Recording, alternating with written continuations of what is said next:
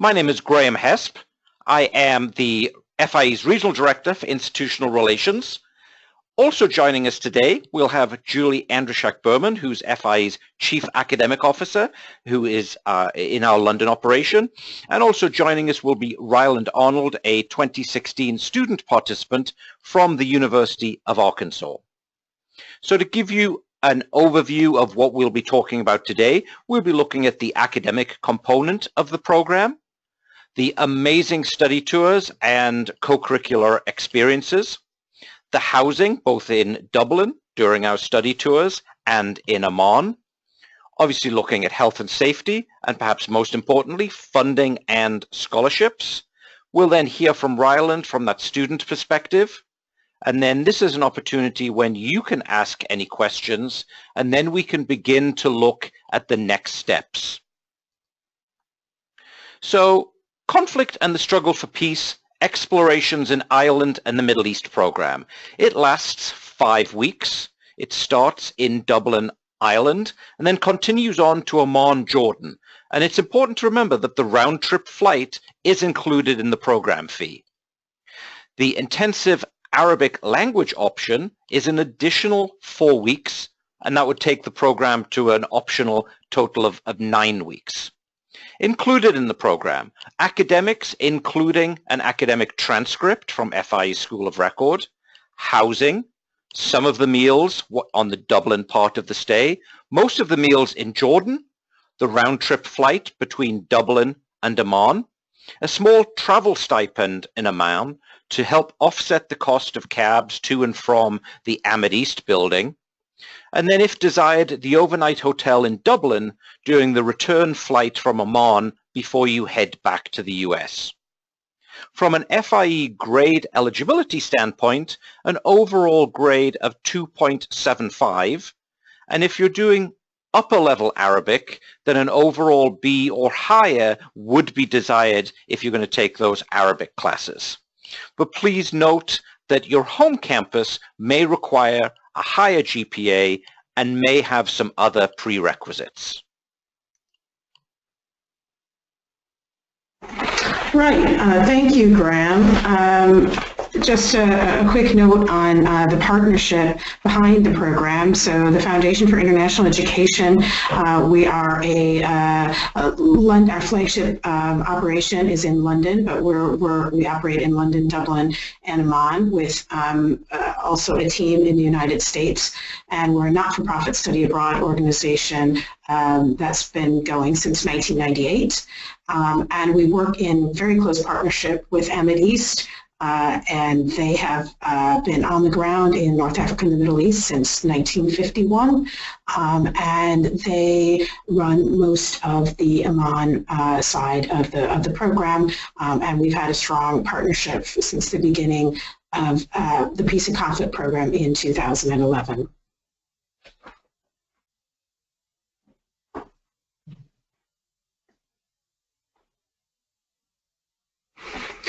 Right, so here we have some information that you can also find on the website, and it's going to give you quite a detailed picture of the dates and activities that you'll be experiencing. You can study that for yourselves, but I'll just point out that it is pretty intensive and you are moving around quite a bit. So you're in Dublin for a bit over a week and off to Northern Ireland, which isn't a far distance, but you're pretty active, going to 2 different cities in Northern Ireland as part of the experience. And on the 23rd of June is a key date because that's when you're leaving Ireland and going to Amman, and from then on the program is Amman-based. And for the students who elect to just do the Peace and Conflict Resolution program, the 2 courses that make up that program would depart from Amman, from Jordan on July 14th, back to Dublin, as Graham already mentioned, Dr. Hesp already mentioned, the 1 night in Dublin, so that you can get up the next morning and take your flight back to the US. For students staying on for the intensive Arabic, you'll also see the dates, and it starts right away, really, following on from the Peace and Conflict program, and ending mid-August, the 12th. And again, for those students attending that part of the program, they would have a night in Dublin to allow them to take a flight to the U.S. the next day.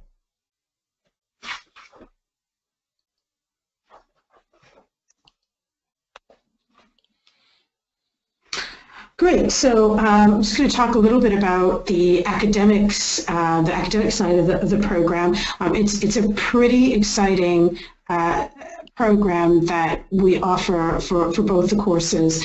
Just a few words on the faculty. On the European side of things, Dr. Paul Arthur is someone who is a professor from the University of Ulster and was intimately involved in the Northern Ireland peace process. And so he speaks from firsthand experience. He's extremely well regarded, very well known, very well published, and he is somebody that students will remember for years and years after the program ends, because it's so influential in such a central part of their experience. And on the Middle Eastern side of things, equally, Dr. Omar Rife also is someone who is a first-hand diplomat, being the first ambassador to Israel, first Jordanian ambassador to Israel, held other ambassadorships and positions in the ministry and within think tanks. And both courses are really very centrally focused on the professors and their contacts, the guest speakers that they are able to arrange. It really creates a very rich dynamic on both sides. And both faculty work very well together. They intimately know each other's courses and connect them very well together throughout the course of the program. So it's a real pleasure and an honor to be working with both professors for those two courses.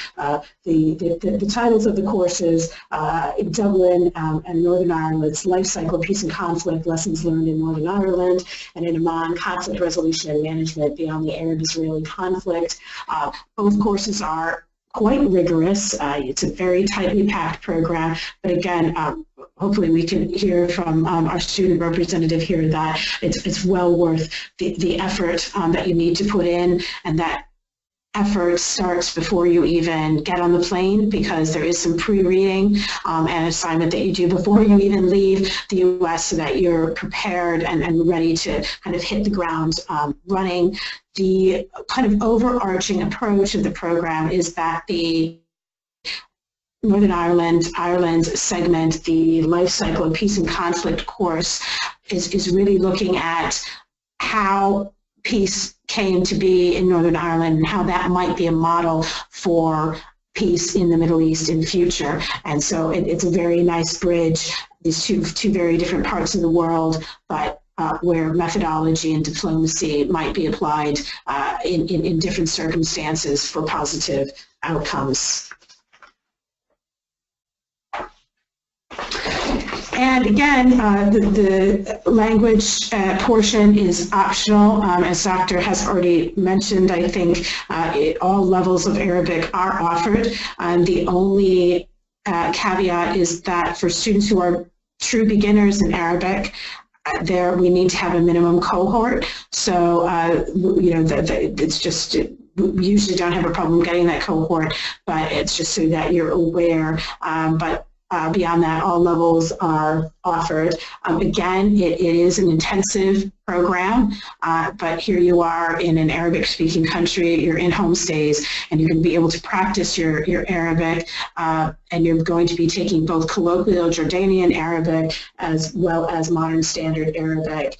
And being in that environment, being in the city of Amman with other students who are keen to really develop their Arabic skills is really, beyond compare to sort of what you can get in just a strictly classroom environment on a U.S. campus. So it's a real opportunity to learn more Arabic and to use the language in real life situations. The excursions, the co-curricular experiences, and the study tours are included in the program fee. In Dublin, there is a political walking tour of the city of Dublin, and we visit various Dublin city historic sites, such as Leinster House, Glasnevin Cemetery, and Kilmainham Jail. There is also the 3-day excursion to Northern Ireland in the United Kingdom, visiting Derry, Londonderry, Belfast, including Stormont Castle, and the mural tour of Belfast. In Oman, we start out with a city tour, going to the Citadel and the Roman Amphitheatre. There is a biblical Jordan tour, going to the ancient city of Madaba, Mount Nebo, which is where Moses saw the Promised Land before promptly dropping down dead, and then actually swimming in the Dead Sea. There is then an overnight excursion to the south, going to the land of Lawrence of Arabia and the Wadi Rum Desert, including an overnight stay with the Bedouin. And then perhaps a highlight is a visit to the ancient city, the World Heritage Site of Petra. Housing in Dublin and Oman is included in the price of the Peace and Conflict program.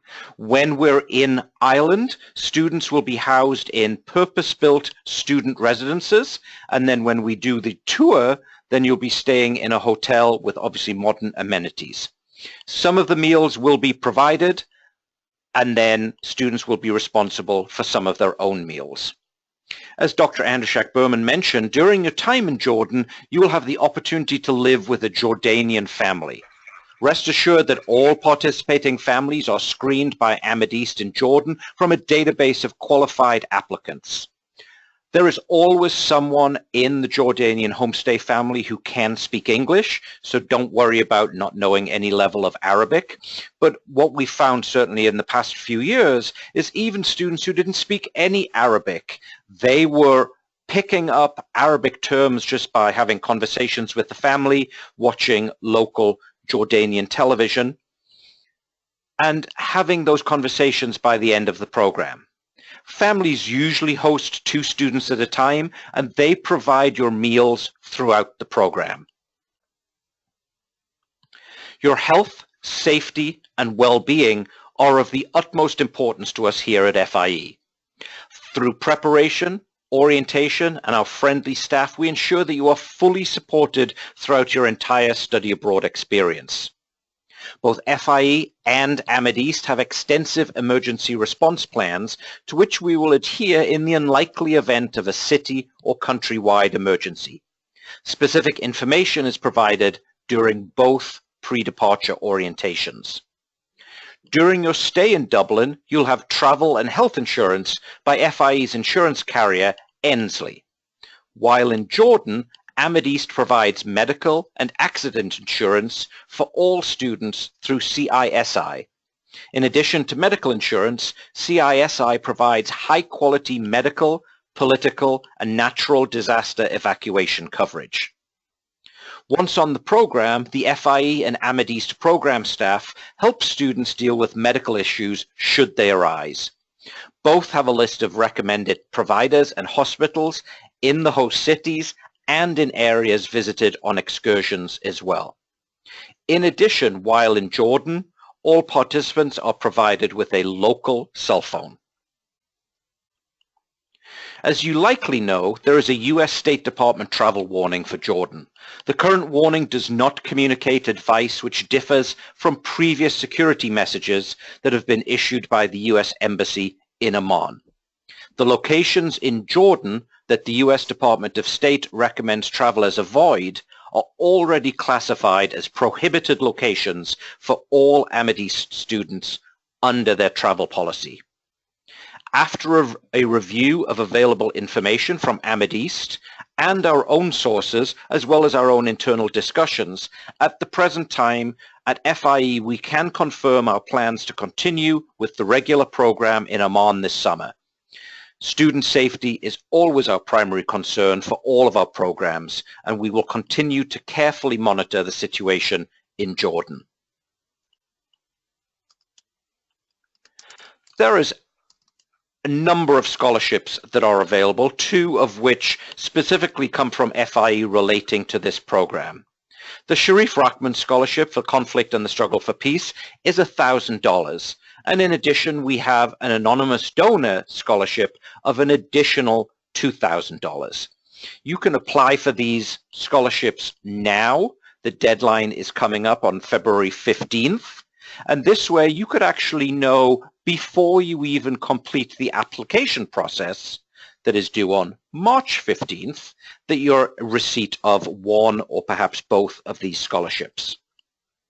In addition to the FIE scholarships, study abroad scholarships are available from a variety of supportive institutions, such as the Gilman International Scholarship Program that is sponsored by the US Department of State.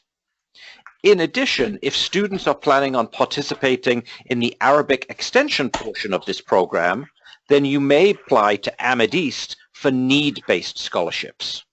And don't forget to apply to your own campus, alumni association, and multiple other entities for scholarships to help fund this program. Now I'll happily hand it over to Ryland, who you can see on the screen. That is a direct quote from Ryland on the screen as well. Ryland, give us your experience from last year. Everyone can hear me. I'm on. Yeah, certainly can hear you. Thanks a lot. Okay. Just making sure I can. I had a great time in Jordan, and ours is a little bit different. But I'm glad that y'all are starting in Dublin this year. We didn't have as much time last year to explore Dublin as you will this year, which I'm really excited about for you guys. The academics and some of the courses were pretty simple.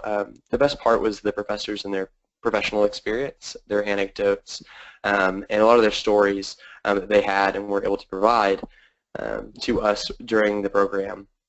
I would suggest that all of you, if you do plan on applying, to take advantage and ask challenging questions, and don't be afraid to ask questions to the professors because they have incredible amounts of insight and are there really because of their professional experience. The homestays in Jordan, which is one of my favorite parts of the trip, was one of the most enlightening and one of the most conversational parts of the trip for me. My family was especially kind, and I think that everyone had a really good stay. At least with my group, had a great stay with their family. And one of the best parts is getting to know the family, sharing coffee with them, sharing tea with them, and of course, like the amazing food they'll want to cook for you. And it's really hard to turn down the food because it's always pretty amazing.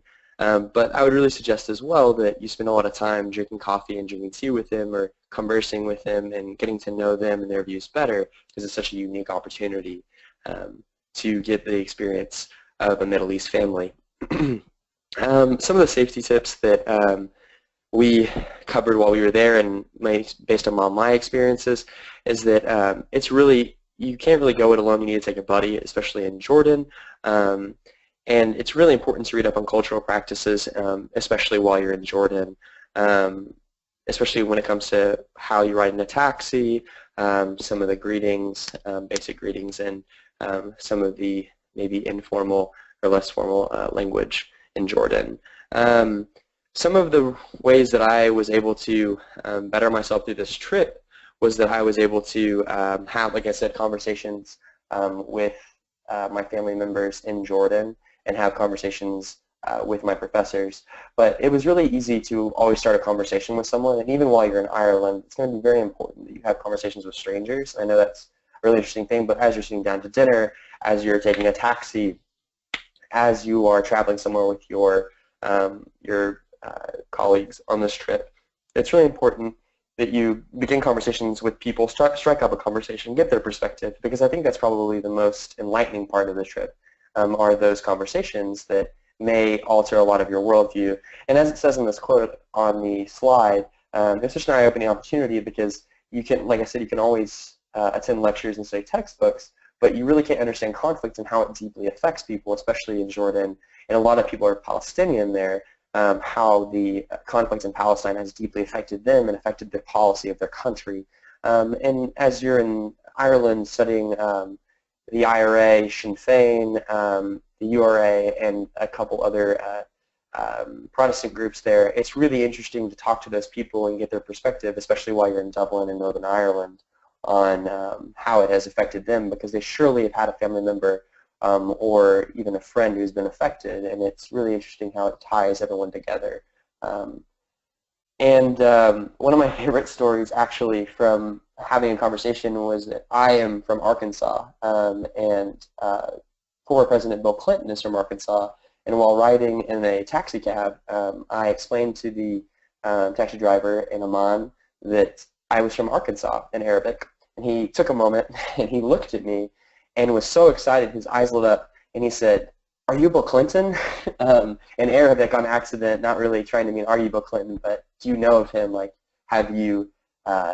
He's from Arkansas. He was very excited, and that was one of my favorite stories because we really connected in that way, because that was someone to him as we talked that had really had an influence on him and his respect for America and why he really loved Americans.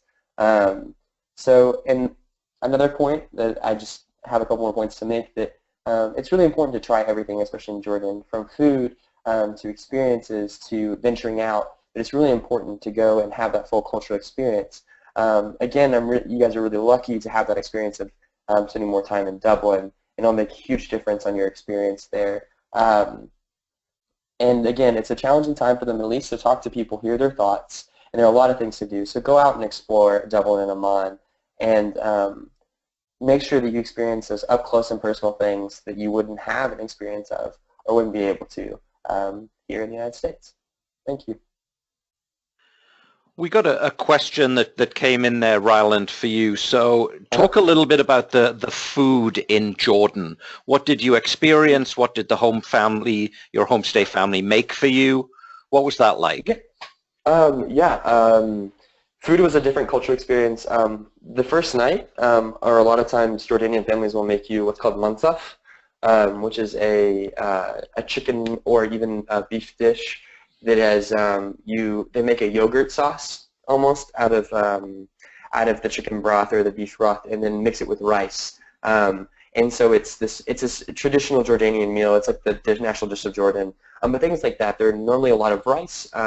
You'll eat a lot of hummus and a lot of homemade, sometimes homemade tea, but a lot of beef and chicken-based dishes that usually have rice accompanied on the side. They're very hearty and very delicious, and normally that's the great thing about Jordan, is you don't have to spend that money that you normally would have in maybe Dublin perhaps on food, because your family will really, really feed you until you ask them to stop. So, but again, a lot of the dishes are going to have really neat flavors like yogurts, and some of them will have coconut, some of them will have a lot of mint, and so that's going to be in lamb as well. Thank you. Yeah, absolutely. So some of you have asked some questions already. One question is, what would be the typical weather, and sort of how do you pack for Ireland and for Jordan? So in Ireland in the summer, we could be looking at anywhere between 60, 70 degrees Fahrenheit, probably some rainy spells. It is sort of that Irish, British type weather.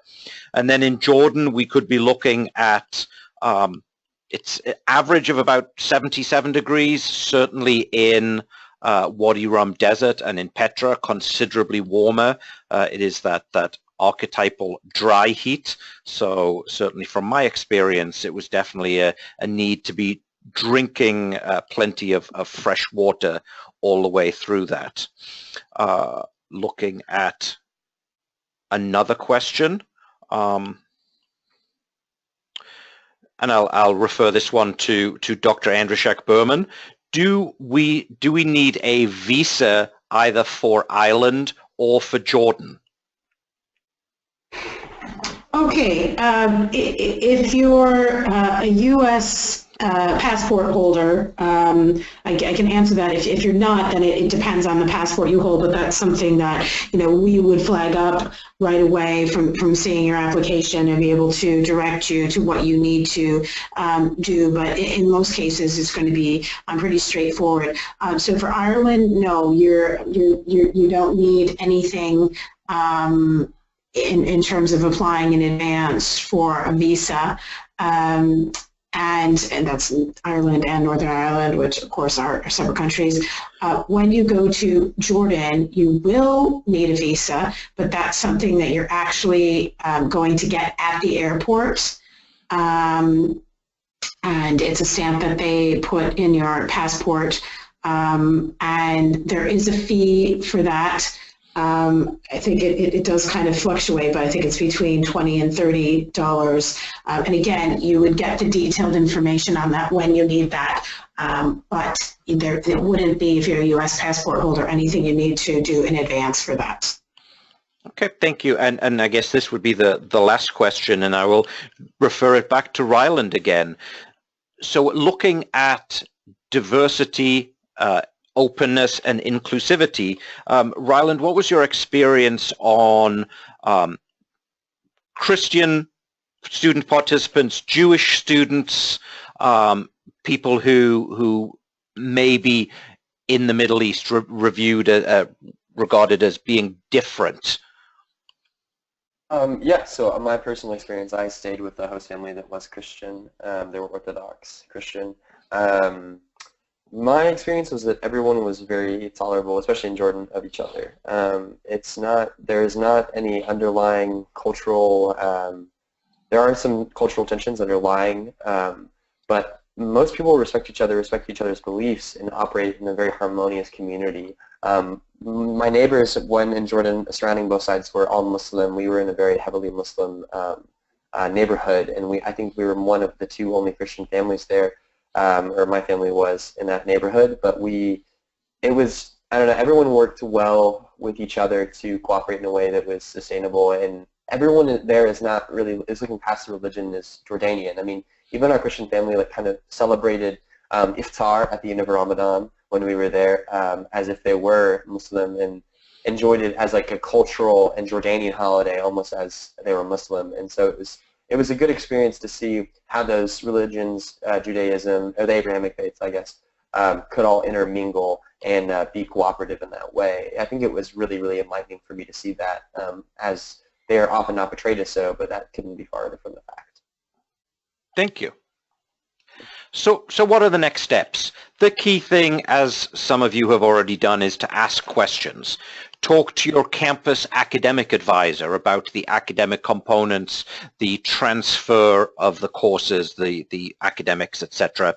Talk to your campus study abroad staff. It's absolutely vital, I think, especially in this day and age. Talk with your family. Make sure you get their full buy-in. Apply for FIE scholarships. Remember, the deadline is coming up on February 15th.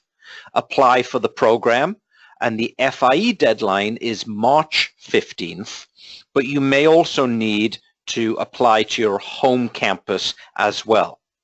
Apply for other scholarships, other financial aid, and then once everything is in place, we will be back in touch with you to participate in the FIE and Amethyst pre-departure online orientations. Throughout the entire process, please keep asking questions, because that's when you'll get all of the answers. There really is no such thing as a dumb question, because it may not have just been asked before. A lot of information is available on the FIE website, including some frequently asked questions, but feel free, if you have any questions, don't hesitate to contact me. My email is there, my phone number is there, and a reminder that the deadline for this amazing program is March 15th for FIE. Thank you for the opportunity today, and again, I look forward to hearing from you, and hopefully we will see you on the program this summer. Thanks, Graham. Thank you so much, Graham.